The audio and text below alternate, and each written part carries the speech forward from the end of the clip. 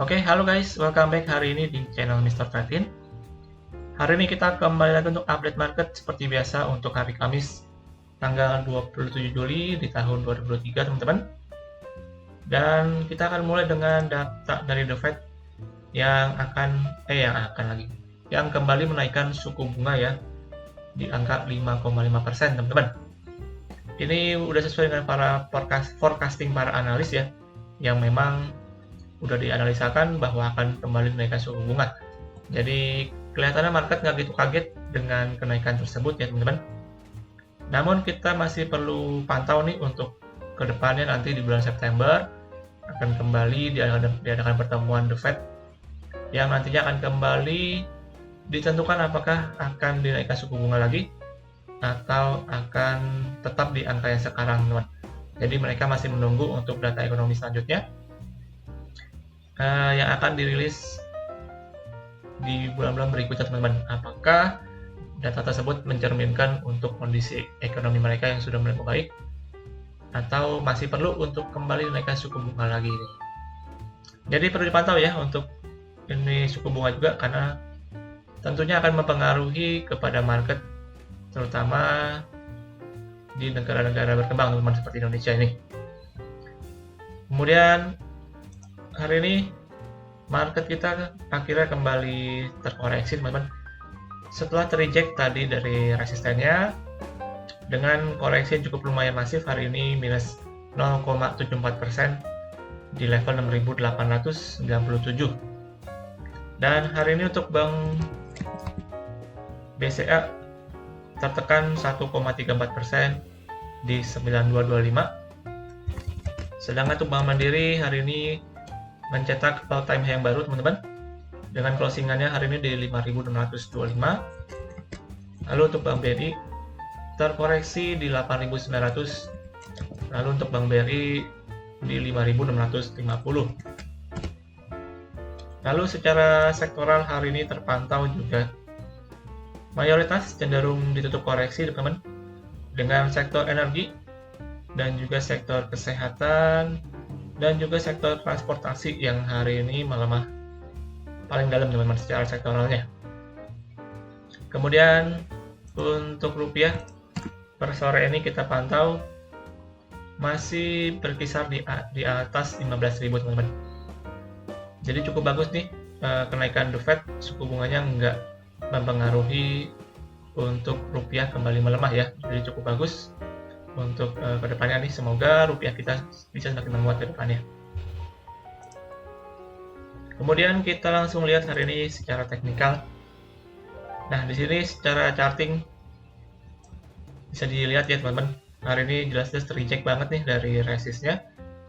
Tadi sempat menyentuh ke 6.960-an sebagai resistnya teman-teman yang cukup penting nih. Namun di sini terlihat langsung terjadi rejection yang cukup masif hari ini, sehingga membuat ISG kita terkoreksi cukup lumayan dalam teman-teman. Dari candle hari ini menunjukkan adanya seller yang begitu masif hari ini teman-teman ya, dengan candle yang cukup merah panjang ke bawah nih. Jadi potensi untuk besok saya rasa masih akan kembali berpotensi melanjutkan koreksi teman-teman. Jadi wajar nih harusnya kalau misalkan terjadi koreksi dulu sementara waktu ini. Secara time frame pendek kita bisa lihat di sini cukup terreject, tadi sempat menyentuh di area resistnya, lalu terreject dan juga ada resist kecil di sini di sekitaran 6.910-an juga dijebol langsung posisinya. Jadi untuk besok feeling saya masih akan berpotensi lanjut koreksi, namun mungkin akan sedikit retest dulu nih ke area resistnya di kisaran 6.910-an, baru potensinya akan kembali melemah lagi teman-teman. Dan untuk targetnya pelemahan saya rasa masih mungkin nih sampai ke sekitar 6.870-an ya. Di sini ada gap juga yang belum ditutup. Dan juga kita masih ada gap yang bagian bawah teman-teman, itu di 6.820-an. Jadi so far perlu dipantau karena terlihat terjadi rejection yang cukup masif di ISG dan berpotensi untuk kembali tertekan sementara waktu ini. Karena tentunya ketika IHSG merah, banyak emiten-emiten yang juga akan kena dampaknya teman-teman, dan menyebabkan kembali juga kalau misalkan kita beli di atas, jatuhnya jadi nyangkut ya teman-teman. Oke, jadi kurang lebih begitu untuk update hari ini. Semoga teman-teman juga tetap waspada ya dengan kondisi IHSG yang cukup terreject hari ini dan berpotensi untuk kembali melemah. Dan hari ini kita langsung masuk untuk emiten update. Yang pertama saya akan bahas dari emiten Segar Kumala teman-teman, dengan emiten buah di sini, yang dimana mereka menyisakan dana IPO mereka sebesar 27,9 miliar itu mengendap di instrumen investasi. Dan instrumen investasi yang dimaksud tadi saya baca adalah di deposito dan juga rekening tabungan ya. Jadi mereka ada sisa dana IPO yang mereka nggak gunakan dan akhirnya mengendap di tabungan mereka teman-teman. Kita akan coba lihat secara teknikal aja langsung untuk buah. Nah, ini emiten buah baru IPO waktu itu di tahun 2022 teman-teman, di bulan Agustus. Dan terjadi kenaikan yang cukup signifikan ya setelah IPO itu, sampai dengan sekarang udah meningkat kurang lebih hampir 300% teman-teman. Jadi memang ya kalau IPO ini kita nggak tahu apakah akan langsung dinaikin atau justru akan langsung dibawa turun teman-teman. Dan untuk emiten-emiten seperti ini saya sih kurang rekomen ya, karena kita masih belum tahu nih untuk kondisi fundamentalnya. Ini mungkin hanya sesaat aja nih. Saya rasa nanti kalau misalkan udah mentok akan terjadi koreksi yang cukup masif di emiten buah ini. Namun sementara untuk buah, posisinya hari ini closingan di 1600. Ini harap waspada teman-teman ya, kalau menurut saya dia terjadi pelemahan momentum di sini. Secara harga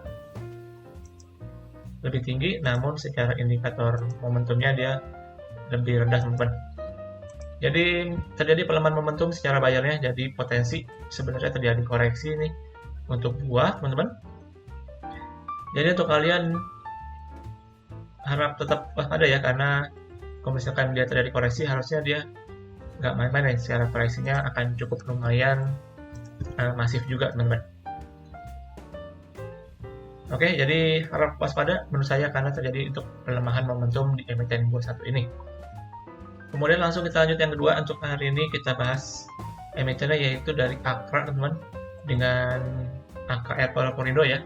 Kalau misalkan teman-teman ada yang tahu untuk pom bensin BP itu merupakan pom bensin miliknya Akra nih. Di sini Akra untuk laba bersih di kuartal 2 ya, di tahun 2023 mencetak laba 1,03 triliun, which is itu naik 8% teman-teman dibanding periode yang sama tahun sebelumnya nih. Jadi cukup bagus untuk kinerja dari Akra, karena dia mencatatkan kenaikan laba bersih yang bisa dibilang cukup bagus ya teman-teman ya. Kita akan langsung cek secara teknikalnya. Untuk Akra hari ini terlihat koreksi menguat 1,78% di 1430 ya. Dan secara trennya sebenarnya untuk Akra ini kalau saya bilang masih cenderung bullish teman-teman. Namun sementara dalam konsolidasi dulu di sini, setelah kemarin dia terkoreksi di resistnya di kisaran 1650-an. Kemudian sempat retracement juga ya di sini. Kalau misalkan saya tarik Fibonacci dari swing high ke swing low-nya, kita dapatkan untuk golden ratio di 0,618-nya di sekitaran 1500-an ya kurang lebih. Di sini Akra cukup terreject dari angka tersebut. Jadi ini sebagai bentuk retracement ya teman-teman. Dan sekarang posisinya dia kembali menguji ke support di sini di 1365 dan so far sih berhasil bertahan ya. Kalau saya lihat di sini di supportnya berhasil bertahan. Jadi mungkin ada potensi nih untuk Akra dia kembali menguji ke kisaran 1500 teman-teman. Apalagi ini udah mendekati untuk pembagian dividen mereka ya, untuk interimnya per kuartal 2 mereka akan membagikan dividen lagi ya teman-teman di bulan Agustus. Jadi untuk Akra menurut saya karena berhasil bertahan di supportnya kurang lebih di 1360-an, ini ada peluang untuk bisa kembali menguji ke resistennya kurang lebih di 1500 dan juga mungkin dekat-dekat sampai dengan nanti untuk pembagian dividen mungkin akan sedikit diangkat ya untuk harganya teman-teman. Namun so far sebenarnya masih pergerakannya dalam retracement-nya masih dalam konsolidasinya kurang lebih di 1280, 1300 kurang lebih sampai dengan 1500-an. Jadi selama Akra ini belum break dari 1500-an dan juga belum jebol supportnya di 1300, maka pergerakannya masih akan bermain dalam area konsolidasinya teman-teman. Oke, itu yang kedua untuk hari ini. Kemudian yang terakhir kita akan bahas dari BRMS. Ini udah lama banget ya kita nggak bahas ya untuk emiten satu ini. Emiten yang cukup ramai juga, cukup viral diberitakan teman-teman, karena diakuisisi oleh Grup Salim. Jadi Grup Salim masuk di emiten satu ini, sehingga akhirnya sekarang BRMS bisa dibilang cukup bagus ya secara kinerja dan juga secara manajemen perusahaannya teman-teman. Kita akan lihat dengan laporan keuangannya untuk BRMS untuk per kuartal 2 dari 2023 teman-teman. Di sini kita akan langsung lihat aja secara laba bersihnya untuk BRMS. Untuk laba bersih, nah di sini ya. Untuk laba bersih dari BRMS per kuartal 2 2023 di angka 5,56 juta ya, juta US dollar teman-teman. Jadi ini pakai dolar. Jadi 5,56 juta US dollar untuk laba bersih dari BRMS kuartal 2 2023. Sedangkan di tahun 2022 itu 3,81 juta US dollar. Which is ini mengalami kenaikan juga kurang lebih mungkin mau 44% teman-teman ya kenaikannya nih. Jadi cukup bagus untuk BRMS ini, dia masih mencetak profit bahkan meningkat ya dibanding tahun sebelumnya. Dan tercermin teman-teman untuk BRMS terlihat ini kemarin mengalami kenaikan cukup signifikan ya setelah terjadi koreksi yang cukup panjang, sempat menyentuh nih di 115, langsung naik sampai dengan sekarang kurang lebih udah 60% teman-teman. Di sini BRMS mungkin saya akan cek dulu secara tren ya. Nah untuk BRMS di sini bagusnya sebenarnya dia berhasil kembali mereklaim daerah supportnya di sini di 150. Jadi dia kembali ke atas area tersebut teman-teman. Jadi posisinya bisa kita bilang dia ongoing untuk bullish lagi sih menurut saya nih. Setelah kemarin waktu itu dia terpantul dari supportnya ya di 115 kurang lebih di sini. Dulu ini saya nunggu di sekitar 100 tapi nggak dikasih teman-teman. Dia nggak nyampe ke sana dan udah kembali untuk rebound lagi nih. Dan untuk BRMS saya rasa masih berpeluang sih ini untuk bisa menguat, mungkin menguji ya ke resistnya di kisaran 190 sampai dengan 200 nih. Ada resist untuk BRMS. Jadi menurut saya akan berpotensi bisa mungkin menguji ke sana, baru nanti akan terreject dan kembali terkoreksi teman-teman.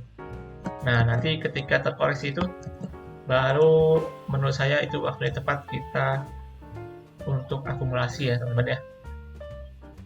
Jadi kalau saran saya, misalkan teman-teman ada yang mau coba untuk spekulasi di BRMS ini, lebih baik menunggu nanti ketika koreksi. Menurut saya akan ada waktunya, akan terjadi koreksi di BRMS, mungkin bisa sampai ke 150 lagi nih.